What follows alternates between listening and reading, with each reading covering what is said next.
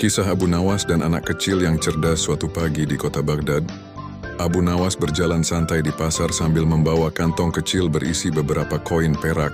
Ia baru saja menerima hadiah dari Raja Harun al-Rashid karena berhasil menyelesaikan sebuah teka-teki rumit di istana.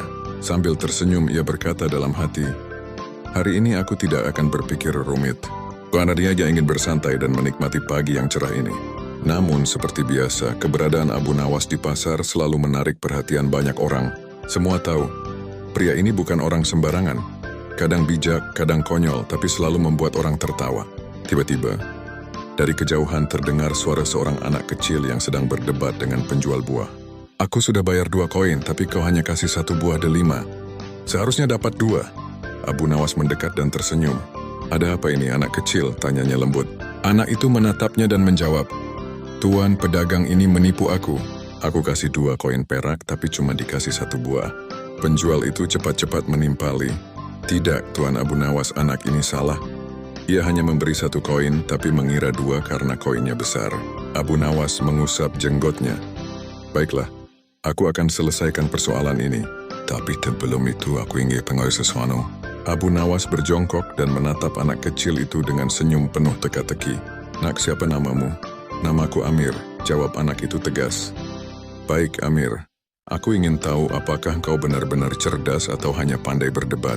Jawablah satu pertanyaanku. Jika kau bisa menjawab, aku akan memberimu 1 koin perak. Tapi kalau tidak bisa, kau harus memberiku 1 koin." Anak itu berpikir sejenak lalu mengangguk. "Baik, aku terima tantanganmu."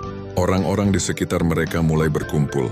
Mereka tahu, kalau Abu Nawas sudah mulai menguji seseorang, pasti akan ada hal lucu yang terjadi.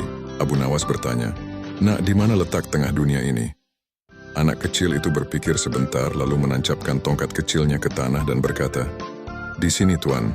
Karena kalau Tuan tidak percaya, silakan ukur sendiri." Semua orang tertawa.